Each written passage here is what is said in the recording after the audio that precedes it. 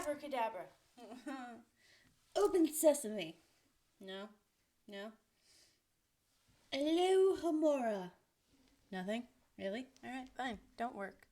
Welcome back, everybody, and Happy New Year! I hope your holidays were wonderful and peaceful, or exactly what you needed them to be. If not, welcome, weary traveler. So, hopefully you can find what you're looking for here, and today we are talking about wands. That's right. So, traditionally, you probably think of, if you ever watched, Harry Potter, or remember, the Sword and the Stone with Merlin, you're thinking of something kind of like this. A wooden wand. This is not a wand. This is just a stick that I was going to do something with. But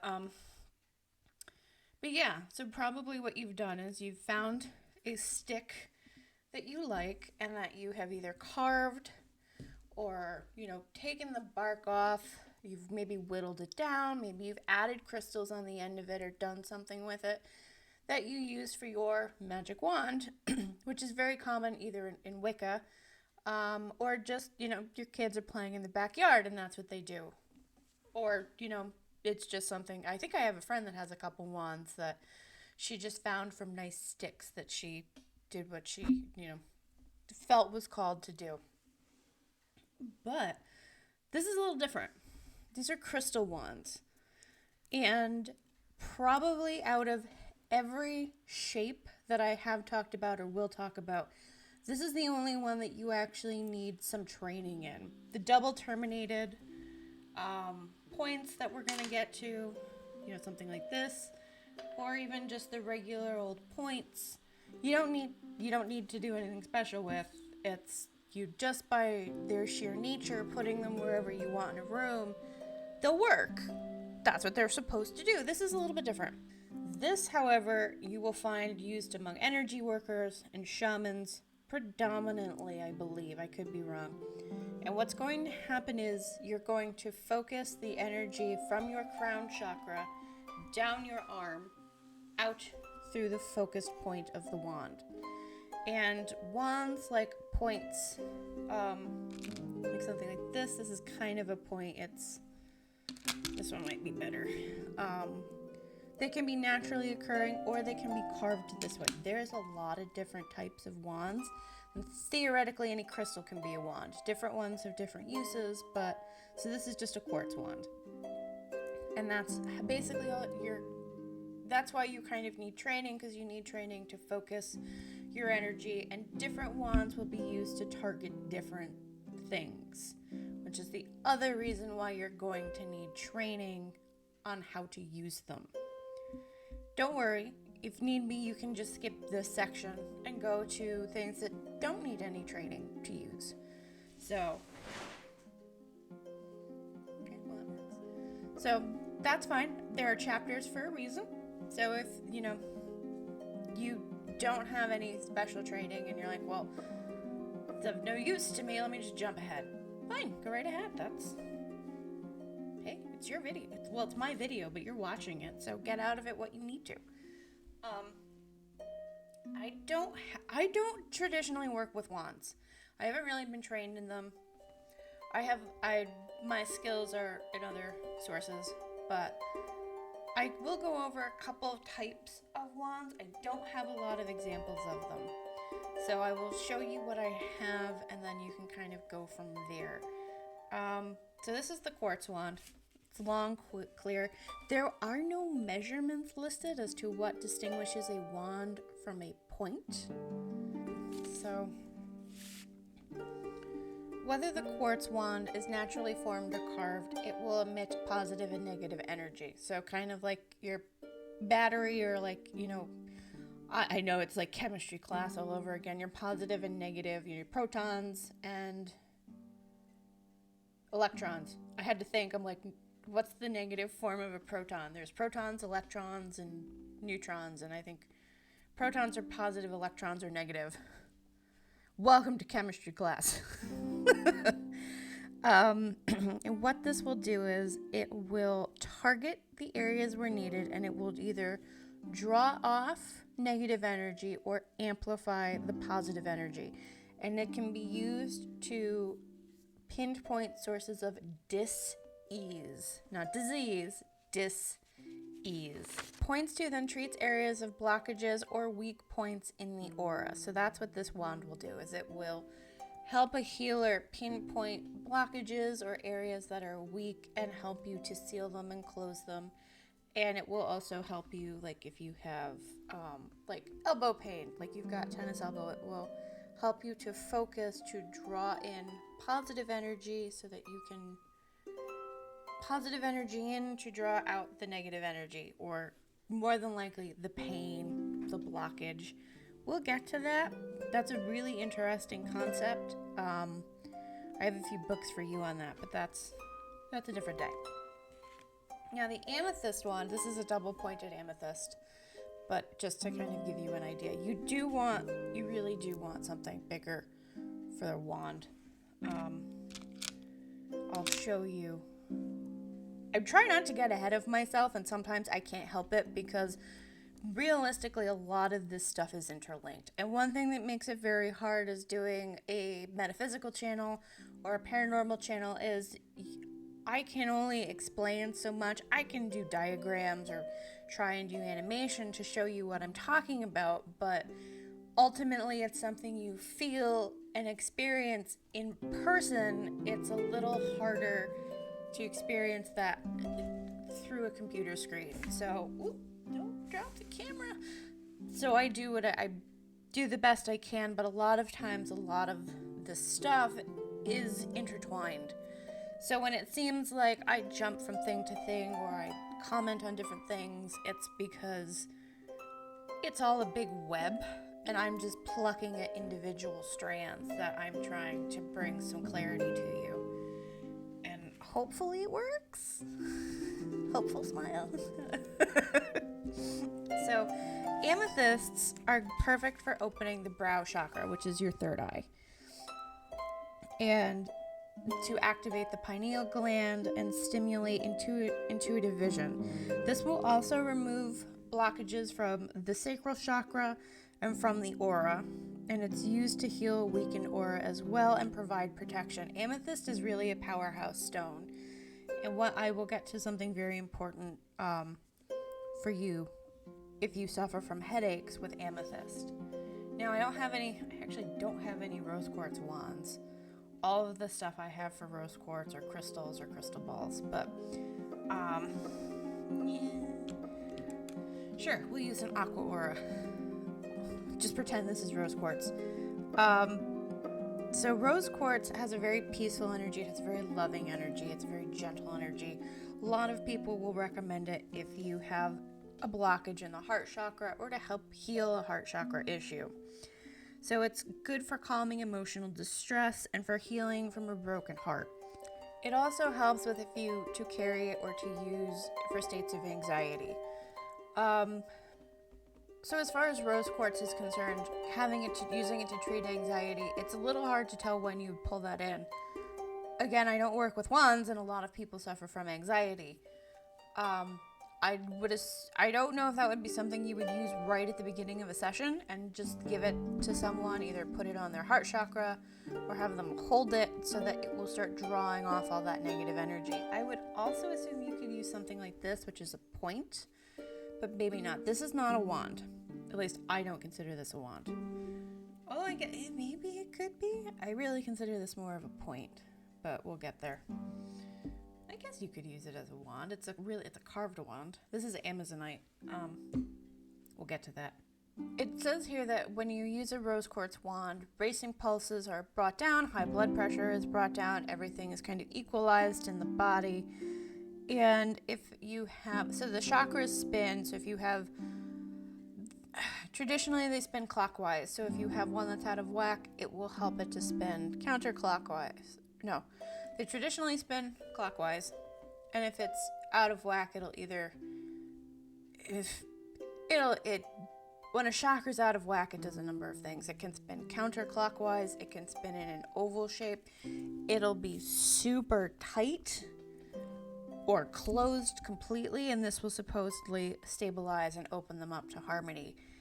That's also what Reiki does. So I assume that this is either for maybe someone that has a habitual problem with their heart chakra, or someone who is a non-Reiki master might use this, or non-Reiki practitioner. I could probably use it for Reiki too. I don't see why not. Another wand you could use are fluorite wands.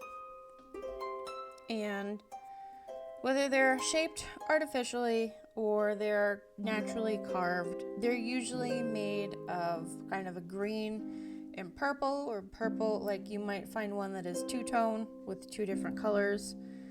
And what these will do is they're soothing for the energy field, and they can be stroked over the skin to relieve pain and inflammation. Even a small wand will absorb enormous amounts of energy, but please make sure to clean your fluorite, because fluorite will eventually crack and break once it has absorbed a lot of energy, which is the only wand that this was actually mentioned. So again, these are points, like you would put these around, but yeah, bear in mind that if you're working with these tools regularly, you do want to make sure they are cleaned and purified from client to client. If you know that you may not have time to do that, maybe you might need to build up a surplus of having a couple on hand if you should need them. Are you going to be using these on every client? Depends on the day, to be brutally honest. You might go weeks without using them, and then you may have a day where you just have client after client that really need some extra TLC. So that's something to bear in mind. So this is a tourmaline point again, but tourmaline you can get in a wand. Now, it does not specify what color tourmaline that you should get in your wand, because you can get them, and it's a natural healing tool. It cleans the aura and removes negative energies, so that would lead me to believe it would be black. Black is the one that I use the most. So it disperses negative energy, it points to solutions for specific problems, it's really good for balancing the aura and reconnecting the chakras to the physical level, and they rebalance the energy meridians. All of that would lead me to believe it would be black tourmaline. You can, however, try like pink tourmaline and watermelon tourmaline. I know there's a bunch of different colors. But just from the description, I would think black, because the black one is a protective stone. It's a balancing stone. It's a grounding stone. And this is also really good at removing negative energy. So, I don't have a lot of these wands on hand, so I'm just kind of trying to show you what I do have. And the Obsidian Wand, if you can find one, is used to remove negative energies in the emotional body that require removal, and the patient is ready for these to surface. Now, negative energies could be something like a blockage. It could be a negative attachment. It could be a blockage born of emotional problems. So you're going to want to really make sure that the person is ready to deal with this. You don't want to just remove this and then stand back and be like, well, you're on your own now. Congratulations. This is something that you really, when you use obsidian and you're trying to remove something, hopefully the person is prepared, which is why this will come up in the Reiki videos, but I know for Reiki, it is generally recommended that you start with 3 sessions within at least 3 months or 2.5 months, because you're going to be coming every couple weeks in order for it to really take effect. Some people will feel different right away. Some people, it will take that 3 sessions just for them to start to clear out the aura. So this is not something you're going to want to go in right away unless you have someone that has come to you from far away. So like they're traveling a great distance to come to see you, and this is what you're doing, or you're a shaman and you need a little extra help. The way I was trained in shamanic extractions, that's between you and your helper. But, yeah. Different traditions, different people, different traditions will use different tools. So always remember that. So, also the obsidian, once the blockage is released, the obsidian will want to protect the aura, connect and ground to help pave the way forward.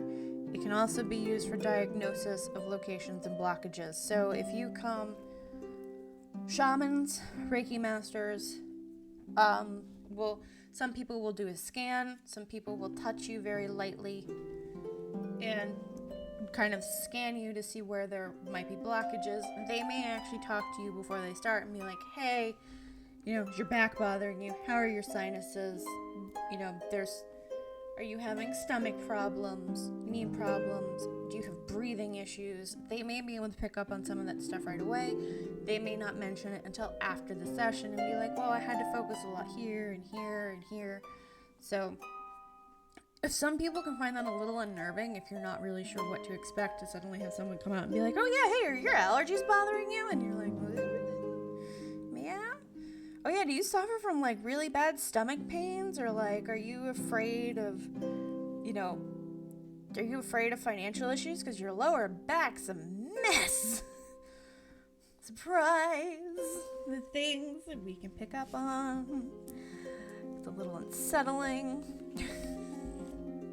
It's not unsettling, it's meant to help you, but if you're not prepared or you've never experienced it before, it can be a little surprising sometimes. Again, every practitioner will be different. Some people may not address it, some people might. They might, come at it from comedically, they may come at it rather gently, some people may come rather blunt. It depends all on the healer and what their guides are kind of telling you, or telling them to tell you. Now, the Smoky Quartz Wand is really good. So, again, like a lot of the shapes in the previous episode where the natural qualities of the stone are amplified or are more targeted, this is going to be the same deal. So the wands are going to do the same thing. They're going to take the natural properties of the crystal and super focus them out of that carved point or that naturally occurring point. They're going to just... This is where I need like a laser beam. They're going to super focus it out of that. So, Smoky Quartz, good for grounding, good for removing negative energies. They provide really powerful protection. It will take you to the base chakra, which is also known as the root chakra, and they may also try to ground the root chakra into the earth chakra. So you have that other chakra that is about a foot below you. It's, I think, the 8th chakra in some systems. I always think it's the 10th, and I don't know why. But when I looked it up, it is the 8th. So it might depend on what chakra system. Unimportant, really, what number it is. You just need to know that there is a chakra a foot below you that is the earth chakra. And that connects you to the root chakra or the base chakra, which is at the base of your spine. And then all of you is connected to the earth. So it purifies the earth chakra, it purifies the base chakra, the etheric body. It neutralizes the effort of any geomagnetic stress or geopathic stress and can be used anywhere on the body to remove negative energy. Now, selenite wands. Selenite is another powerhouse. These are different sizes. I will admit I have never seen, and maybe I just haven't found one, I don't know if I have ever seen a selenite wand with a point at the end. They generally tend to be square cut.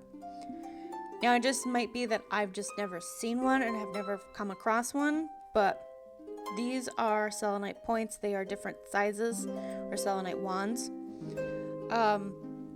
So you can generally buy these in like 2-inch, 4-inch, 8-inch, like you can get a 10-inch. Like I have a friend that's got this huge one. I think it's like maybe a foot and a half long, like maybe 3-4 inches thick round. and like will sit in like the center of the table. This thing is massive. It's beautiful. And these selenite has a very gentle vibration, has a very pure vibration, and these can be used to detach entities from the aura. Yes, that's why I'm saying that. This one specifically, even Obsidian, you want to have a higher level of training. If you're removing spirit attachments or non-human attachments, make sure you know what you're doing. And if you don't, reach out to a teacher, a mentor. If you belong to a group, find someone who does and can help you and guide you through. And if you have a client that needs that, tell them, look, I need to call in someone else to help me with this, or I need to refer you to them, because as of right now, I do not have the skill level required to take care of this. So what this does is once it removes the attachment, it will help to seal the aura, and it will try to prevent anything from trying to infiltrate the mind.